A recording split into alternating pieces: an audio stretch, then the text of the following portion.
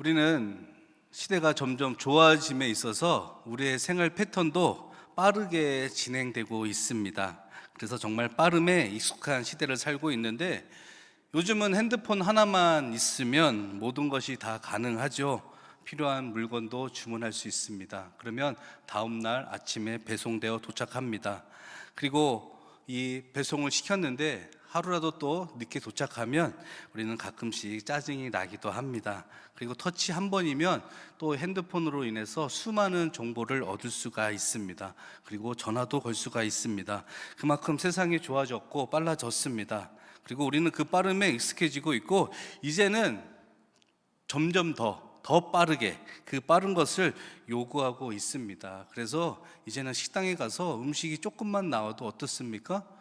조금만 늦게 나와도 화를 내죠. 그죠?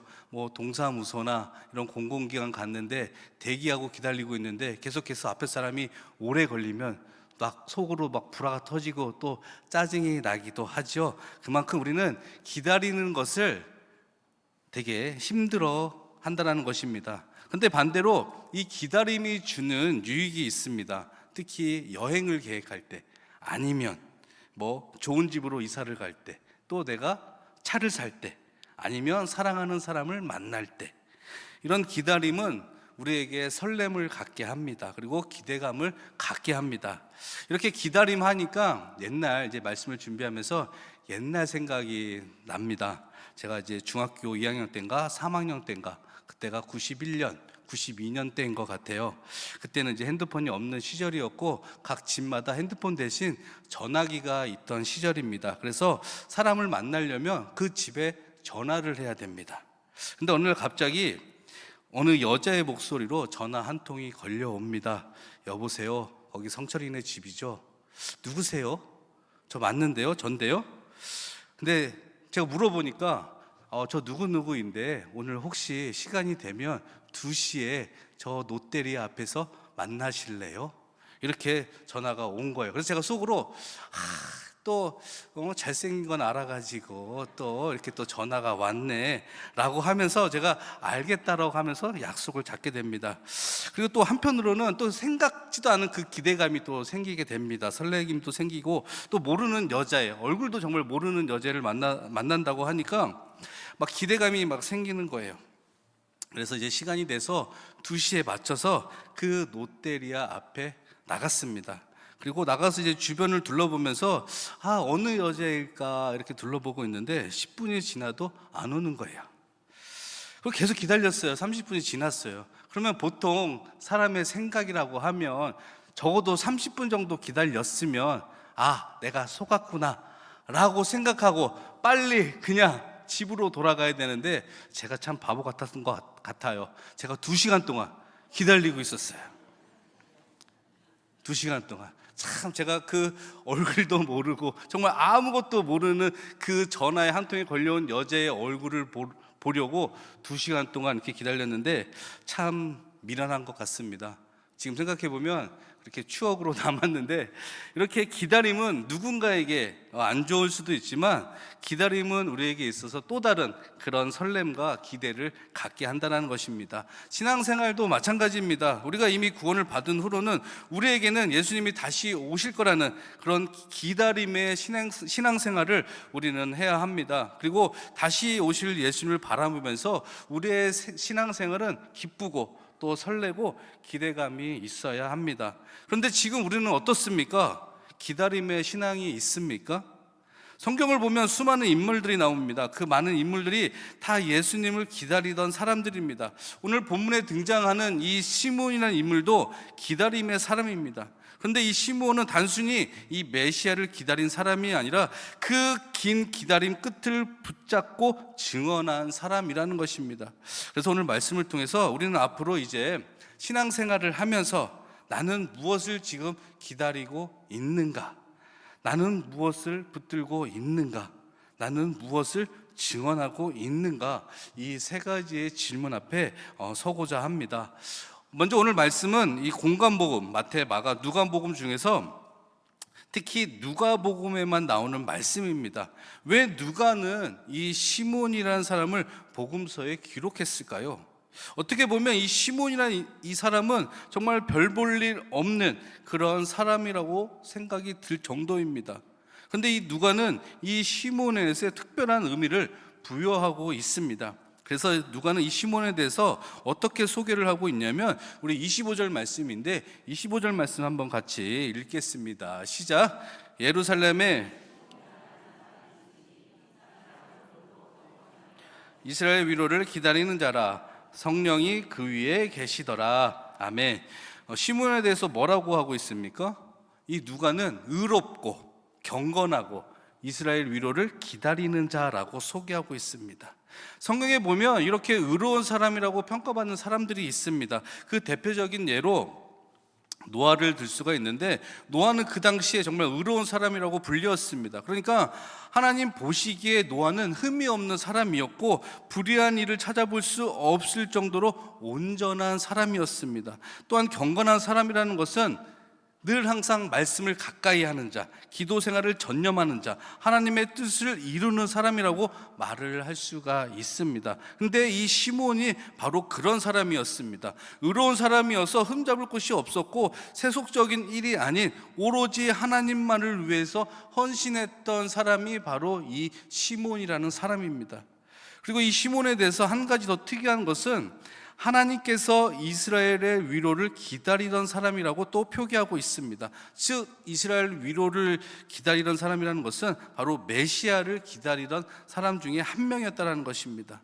이 말씀은 하나님께서 그의 백성 이스라엘을 구원하기 위해서 메시아를 보내주기만을 기다리고 있던 사람이 바로 이 시몬이라는 사람이었습니다.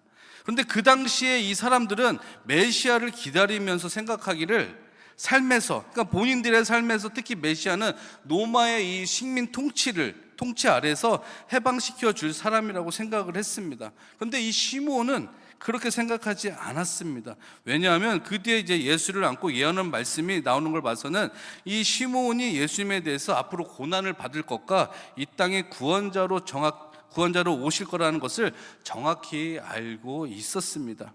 그래서 예수님이 언제 오실지는 모르지만 항상 이 시몬의 마음에는 그 기대가 있었고 설렘이 있었습니다. 여러분, 이제 날씨가 점점 좋아지고 있습니다. 오늘도 날씨가 많이 따뜻했는데 이제 봄이 올 날이 얼마 남지 않았습니다. 그러면 농부들은 어떻게 합니까? 이제 밭에 씨를 뿌릴 준비를 합니다. 그리고 밭을 개간하기도 합니다. 그리고 그 밭에다가 이제 씨를 뿌립니다. 그리고 열매가 맺힐 때까지 어떻게 합니까? 비료를 주고, 그리고 그 밭을 파헤치지 않습니다. 씨가 잘 자랄 것이라는 그 기대감을 가지고 있습니다. 마찬가지로 이 시몬은 하나님께서 예수님을 보내주실 거라는 그 약속의 믿음이 늘 항상 그 마음 가운데 있었습니다. 그러니까 이 시몬의 삶은 늘 항상 하나님을 향한, 예수님을 보려고 하는 그 기대감이 있었고, 그게 그 마음 가운데 있었기 때문에 기다릴 수 있었던 것입니다. 그리고 예수님을 볼 것이라는 그 설렘도 가지고 있었습니다. 그러게 누가는 시몬에 대해서 한 가지를 더 말하고 있는데 바로 성령이 함께한 사람이라고 소개하고 있습니다. 그것도 3번이나 말하고 있는데, 성령이 그 위에 계시더라, 성령의 지시를 받았더니 성령의 감동으로 성전에 들어가매. 이렇게 성령이 충만한 시몬에게 하나님께서 이렇게 말씀하십니다. 우리 26절 말씀 한번 같이 읽겠습니다. 시작. 그가 주의 죽지 아니라 하는 성령의 지시를 받았더니. 이 시몬의 입장에서 하나님께서 이렇게 말씀하시니까 얼마나 기뻤을까요?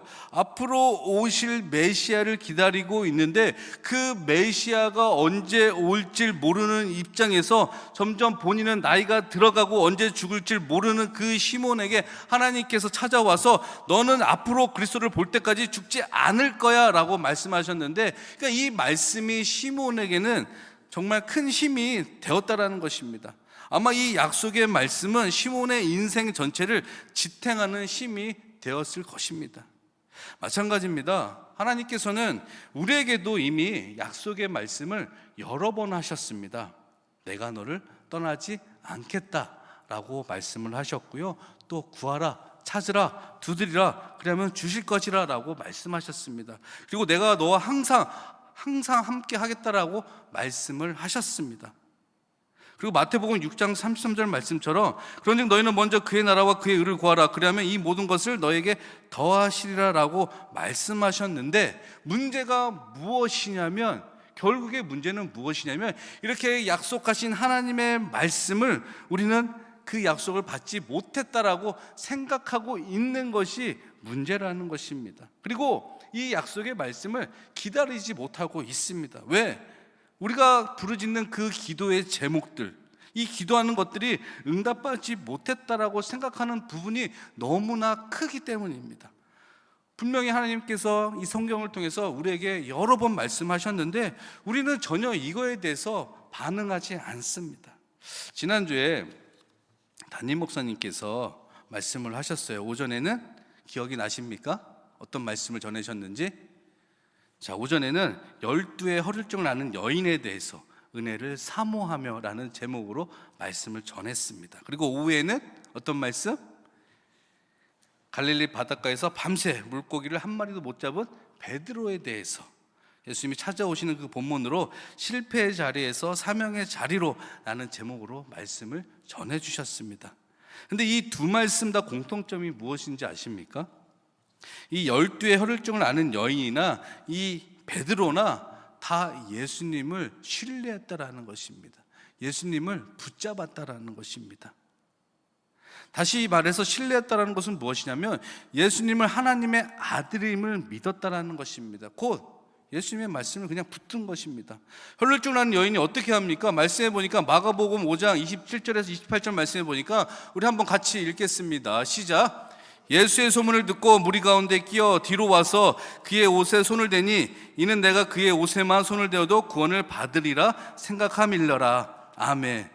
이 혈혈증을 아는 여인이 생각한 것은 무엇이냐면 내가 예수님의 옷자락만 대도 나는 구원을 받는다라는 그 생각이 그 마음 가운데 있었다라는 것입니다. 그러니까 내가 예수님의 옷자락만 잡아도, 살짝만 잡아도 내가 고침을 받을 것이라는 그런 믿음의 확신이 있었다라는 것입니다. 그런 예수님을 붙잡았을 때, 그래서 이 혈혈증을 아는 여인은 고침을 받게 됩니다. 자, 베드로를 보시기 바랍니다. 너무나 많이 들어서 너무나 잘 아는 말씀이죠. 베드로도 예수님의 말씀에 깊은 곳에 가서 그물을 던져라라고 했을 때 베드로가 어떻게 합니까? 보통 우리라고 하면, 우리의 일반적인 생각이라고 하면 나는 그 바닷가에서 어부로 살았습니다. 무슨 말씀 합니까? 도대체 이해가 되지 않습니다 라고 하는 게 어떻게 보면 일반적인 생각일 수도 있습니다. 그런데 베드로가 어떻게 합니까? 누가복음 5장 5절 말씀 우리 한번 같이 읽겠습니다. 시작. 시몬이 대답하여 이르되 선생님 우리들이 밤이 새도록 수고하였으되 잡은 것이 없지만은 말씀에 의지하여 내가 그물을 내리리다 하고. 아멘.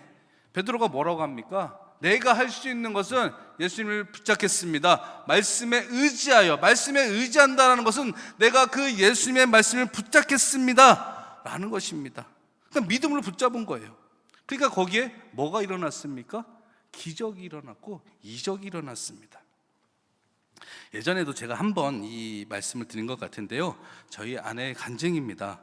큰애를 가질 때 이 말씀에 의지하여 이 말씀에 대해서 이 말씀을 붙잡았다라고 말씀 한번 드린 적이 있는데, 그때 당시에 그 교회 담임 목사님이 이제 2010년 정도예요. 그 12월 중에 성경 공부를 하셨어요.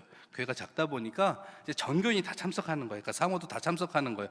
그때 이제 누가복음 이 5장의 말씀을 말씀하시면서 이제 베드로의 믿음의 이야기를 하면서 이제 말씀의 능력에 대해서 말씀을 하셨는데, 이제 성경 공부가 끝나니까 이제 다 통성 기도를 하잖아요. 그리고 이제 마지막 기도를 하는데 그때 담임 목사님이 이렇게 기도를 했대요. 말씀에 의지하여 기도하오니 내년 이맘때에 아기가 생기게 하여 주시옵소서. 이거 어떻게 보면 말씀과 전혀 생뚱맞은 그런 기도를 하신 거예요. 그런데 그 기도를 한 거를 저희 아내가 붙잡은 거예요. 그 마치 약속을 한 것처럼 저 말씀은 내 말씀이다 라고 딱 감 잡았은 것처럼 딱 잡은 거예요. 그리고 그의 아기를 낳으려면 2011년도 2월 달 안에 무조건 임신을 해야지 2011년도 그 겨울 12월 달에 아기를 낳게 돼요. 어떻게 되었을까요? 저희 아내가 이제 12월 달에 그 말씀을 붙잡고 이제 기다리고 있는데, 사람이 또 기다리다 보면 당장 이루어지지 않으면 막 조바심이 생기잖아요. 그죠? 막 조바심이 생겨요. 전혀 아기가 생길 낌새가 전혀 없는 거예요. 그리고 2011년도 2월 달이 거의 다 지나갈 때쯤, 아마 요맘때인 것 같아요. 요맘때. 근데 하나님 정확해요. 할렐루야. 정확해요. 2월이 가기 전에 임신을 하게 됩니다. 그리고 태어날 예정이 2012년 1월이었어요. 2012년 1월. 사실 약속하신 대로 이 하나님은 정확한 분이세요. 사실 예정일보다 이 녀석이 2주일 일찍 나오려고 했는데, 그때 나오면 1년 또 이렇게 먹고 들어가잖아요. 그죠? 그래서 저희 아내가 버틴 거예요. 버티다 못 버텨서 12월 31일 저녁에 병원에 갔어요. 그리고 하나님의 은혜로 1월 1일 날, 2012년 1월 1일 날 이 녀석이 태어납니다. 정확하신 하나님이에요. 약속을 이루신 하나님이에요.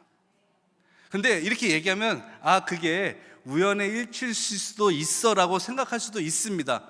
그런데 중요한 건 무엇이냐면, 저희뿐만 아니라 같이 성경 공부를 했던 여자 집사님도 똑같이 일어났다는 것입니다. 나중에 얘기를 들어보니까 그 집사님도 그 기도의 말씀의 약속을 붙잡고 아멘 했다라는 것입니다. 그러니까 하나님은 정확하신 분이에요. 분명히 약속하신 거에 하나님께서는 응답하신 분이시라는 것입니다. 우리는 분명 믿는 자에게 능치 못함이 없다라는 말씀, 이 말씀 너무나 잘 알고 있습니다. 그런데 우리는 이 말씀을 붙잡으려고 하지 않아요. 그러니까 기적이 일어나지 않는 거예요. 여러분들, 기도할 때 하나님 말씀 붙잡고 꼭 기도하시기 바랍니다. 기도할 때 하나님 말씀 붙잡고 기도하셔야 되는 거예요. 그냥 기도만 하면, 내가 자칫 잘못하면 신비주의에 빠질 수도 있어요. 또 기도하지 않고 말씀만 가지고 있으면 내가 율법주의자가 될 수가 있어요. 그러니까 이 말씀과 기도는 항상 같이 가야지 거기에 하나님의 놀라운 그 능력이 나타나게 되는 것입니다. 그래서 우리에게 약속하신 하나님의 말씀 너무나 많이 있잖아요. 그리고 기도할 때 하나님, 나에게 약속하신 그 하나님의 말씀이 무엇입니까? 하나님의 뜻이 무엇입니까? 우리는 이것을 위해서 기도해야 되는데 어떻게 기도합니까? 그냥 내 기도만 해요. 하나님의 뜻을 전혀 찾으려고 하지 않아요. 하나님의 약속하신 말씀을 붙잡으려고 하지 않아요. 무조건 내 기도만 하려고 해요. 그러니까 응답이 없는 것입니다. 그러나 반대로 내가 말씀을 가지고 붙잡고 기도하면 거기에 반드시 하나님께서 응답하여 주실 줄 믿습니다. 내가 질병을 가지고 있다면 그 질병을 위해서 하나님, 라파의 하나님께서, 치료의 하나님께서 반드시 치료해 주실 줄 믿습니다 라고 기도하면 반드시 그 질병이 떠나갈 줄 믿습니다. 우리가 이렇게 기도해야 되는 거예요. 왜? 하나님께서 약속하셨잖아요. 분명히 하나님 말씀을 통해서 우리에게 약속하셨어요. 너희가 믿음을 가지고 기도하면 내가 너를 치료해 주겠다, 내가 너를 만나 주겠다, 너 입술을 채워 주겠다라고 말씀하셨잖아요. 근데 문제는 여전히 우리가 문제예요. 이렇게 알면서도 우리가 그렇게 하지 않아요. 그러니까 하나님의 약속의 문제가 아니라 우리는 이미 자체가 하나님을 신뢰하는 믿음이 없기 때문에 여전히 하나님께서 말씀하셔도 우리는 그 약속을 붙잡으려고 하지 않아요. 그러니까 이것이 문제라는 것입니다. 여전히 기도 제목을 가지고 기도하면서 기다리려고 하지 않아요. 기도를 하는데 거기에 응답이 없으면, 오랜 시간 응답이 없으면 우리는 그냥 스스로 포기하려는 그 습성이 있게 돼요. 어떤 성도가 기도하면 그랬답니다. 하나님, 언제 응답하실 것입니까? 라고 물었대요. 그때 마음에 이런 음성이 이렇게 들렸다라고 합니다. 내가 응답하지 않는 것이 아니라 네가 기다리지 않았다. 여러분, 이런 모습이 우리의 모습이지 않습니까? 교회는 열심히 다니는데 하나님의 말씀을 붙잡지도 않고 믿지도 않고 여전히 응답이 없으면 의심하고 있는 이런 모습들, 혹 신앙생활을 하면서 여러분들 이런 모습들이 있으면 가감히 버리시기 바랍니다. 오늘 말씀의 주인공인 이 시므온을 보시기 바랍니다. 이 성령의 사람 시므온은 기다림으로 이 믿음의 깊이를 정말 우리에게 보여주고 있으면서 조급함보다 신뢰를 선택하고 있는 것을 보여주고 있습니다. 그래서 이 시므온처럼 하나님의 약속의 말씀을 신뢰하며 꼭 붙잡는 우리 성도님들 되시기를 예수님의 이름으로 축원드립니다. 드디어 이 시므온은 하나님의 약속을 기다린 끝에 이스라엘을 위로하신다는 말씀을 갑자기 이제 이루어지게 되는 것을 보게 됩니다. 이제 말씀해 보니까 이 시므온이 성령의 인도를 받아서 성전에 가고 있었습니다. 그리고 같은 시간에 예수님의 어머니 마리아와 요셉이 율법의 규정대로 행하기 위해서 아기 예수님을 성전에 데리고 옵니다. 그리고 시므온은 마리아가 안고 있는 이 아기를 보는 순간 이 아기가 바로 하나님께서 약속하신 메시아라는 것을 대번에 알게 됩니다. 어떻게 알게 됩니까? 왜? 시므온은 성령의 사람이기 때문입니다. 그 순간 하나님의 약속이 이루어지는 것을 보고 이 시므온은 얼마나 기뻤을까요? 그리고 보자마자 아이를 안고 어떻게 합니까? 이제 그 약속의 말씀을 증언하기 시작합니다. 우리 29절에서 32절 말씀 우리 같이 읽겠습니다. 시작. 주제여 이제는 내 눈이 주의 구원을 보았사오니 이는 만민 앞에 예비하신 것이요 이방을 비추는 빛이요 주의 백성 이스라엘의 영광이니이다 하니 아멘. 그런데 이러한 이 시므온의 증언이 어떻게 보면 시므온의 머리에서 아니면 너무나 감격스럽기 때문에 나온 증언이라고 볼 수가 있는데, 아까도 말씀을 드렸지만 시므온은 성령의 사람입니다. 그러니까 성령께서 감동을 주셔서 이렇게 증언할 수 있었던 거예요. 여러분들은 마찬가지입니다. 우리가 주일을 하면서 주일을 하는데 여전히 우리는 다 알고 있어요. 기도하고 성령의 힘으로 해야 된다는 것을 알고 있는데 우리는 돌아보면 그렇게 하는 모습들이 너무나 적어요. 그래서 우리의 힘으로는 하나님의 일을 하는 데 있어서 어떤 것도 할 수가 없고 복음을 전할 수도 없는 거예요. 복음을 전할 때도 마찬가지입니다. 성령께서 우리의 입술을 주장해 주셔야지 우리가 복음을 온전히 제대로 전할 수 있게 되는 것입니다. 그러니까 하나님의 일은 내가 하는 것이 아니라 내 뒤에 역사하시는 하나님, 오직 성령이 역사해야지 우리는 그 모든 것을 감당할 수 있는 것이고 이제는 나아가서 증언할 수 있게 된다는 사실을 꼭 기억하시는 우리 성도님들 되시길 바라겠습니다. 이렇게 시므온은 기다림 끝에 성령의 은혜로 계속해서 이렇게 증언을 합니다. 이방을 비추는 빛이요 주의 백성 이스라엘의 영광이니이다. 이렇게 증언하는데 이 증언이 그대로 이루어지게 됩니다. 이방을 비추는 빛이라는 것은 사도행전 1장 8절 말씀처럼 복음의 방향이 흘러가는 것을 의미합니다. 훗날 이 사도 바울로 인해서 복음이 이제 유럽으로 건너갔고 미국을 거쳐서 오늘날 우리에게도 전해졌습니다. 만약에 이 예수 그리스도의 복음이 그 이스라엘 안에만, 유대인 안에만 머물렀다면 우리는 구원의 은혜를 알지 못했을 것입니다. 그렇기 때문에 이 복음은, 이 증언은 흘러가야 된다는 것입니다. 내가 약속의 말씀을 붙들고 거기에 놀라운 하나님의 사랑과 은혜를 체험했다면 그것은 나만 간직하는 것이 아니라 이것을 흘려보내야 된다는 것입니다. 그게 바로 전도라는 것입니다. 전도는 가서 그냥 단순히 교회를 소개하고 예수 그리스도를 증거하는 것이 아니라 내가 만난 그 기다림 끝에 만난 예수 그리스도를 증거하는 게, 증언하는 게 바로 복음이라는 것입니다. 그래야지 예수를 믿지 않는 자들이 내가 있는 그 사실을 직접 증언을 할 때 그 얘기를 듣고 예수를 믿게 되는 것입니다. 계속해서 시므온은 이 생전 처음 본 마리아에게 이제는 이렇게 말합니다. 우리 34절에서 35절 말씀 같이 읽겠습니다. 시작. 시므온이 그들에게 축복하고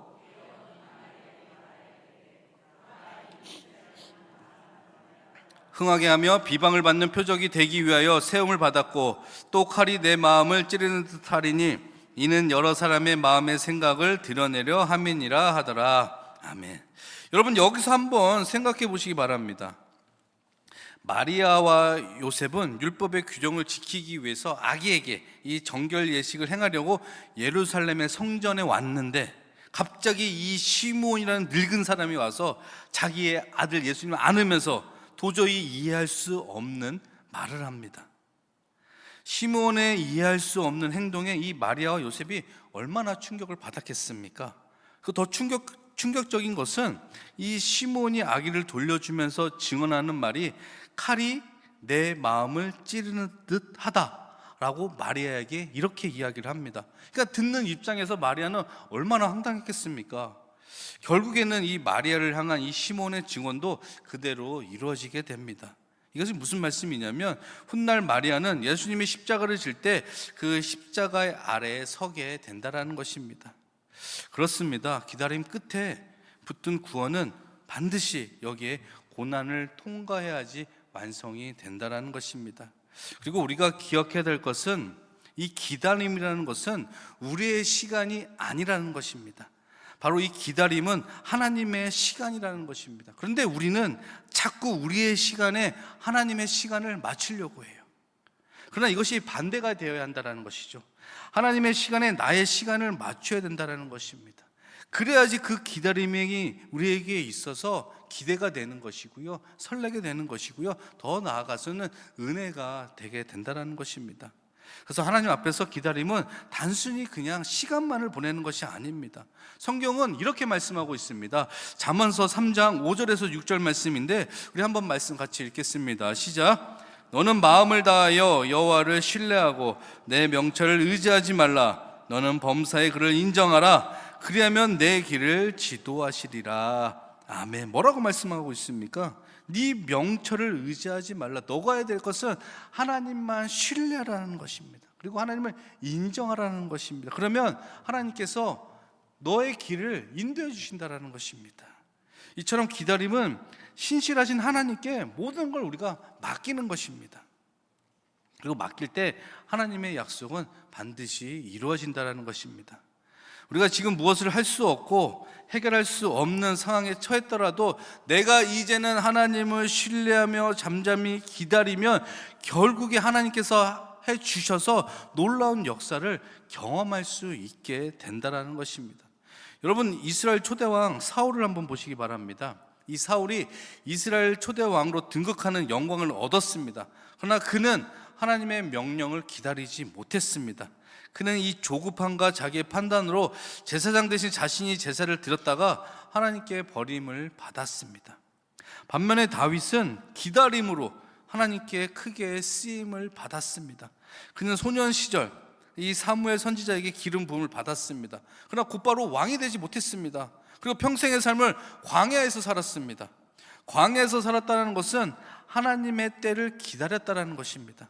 그리고 다윗은 사울 왕을 2번이나 죽일 수 있었지만 하나님의 때를 신뢰하며 길이 참고 기다렸습니다. 결국 그는 왕으로 세워지게 됩니다. 시므온과 마찬가지로 다윗의 삶은 우리에게 기다림의 가치와 의미를 지금 보여주고 있습니다.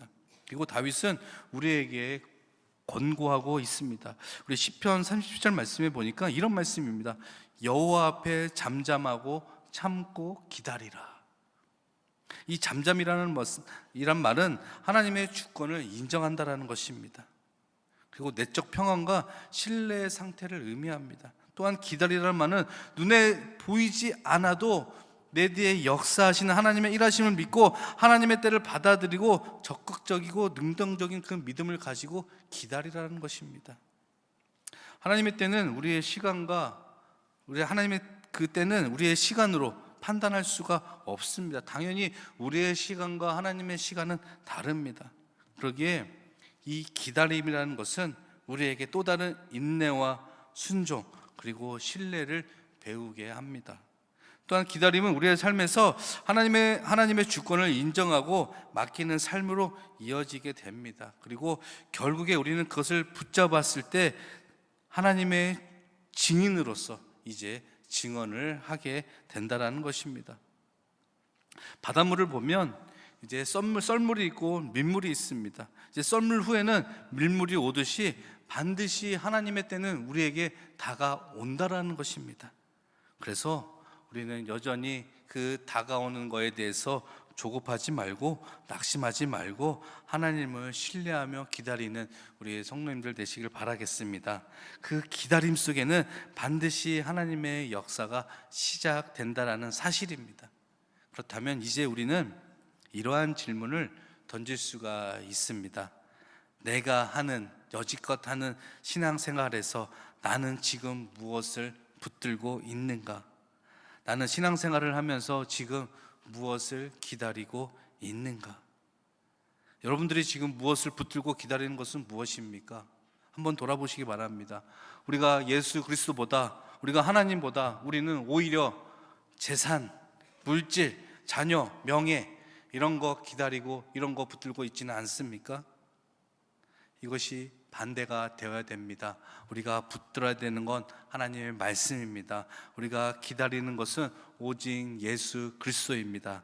그리고 기다린 끝에 꼭 예수 그리스도를 붙잡기 바랍니다. 다시 오실 예수님에 대한 그 소망을 가지고 신앙생활을 하시기 바랍니다. 사랑하는 성도 여러분, 우리의 기다림, 이 기다림은 때로는 우리를 지치게 할 수 있습니다. 그러나 절대로 포기하지 마시기 바랍니다. 하나님의 약속의 말씀을 반드시 붙잡고 또 그 받은 은혜로 인해서 이제는 더 나아가서 또 내가 받은 그 증거의 은혜를 또 증언하는 우리 성도님들 되시길 바라겠습니다. 시므온처럼 기다린 끝에 붙든 증언이 저와 여러분의 삶의 고백이 되기를 예수님의 이름으로 축원드립니다.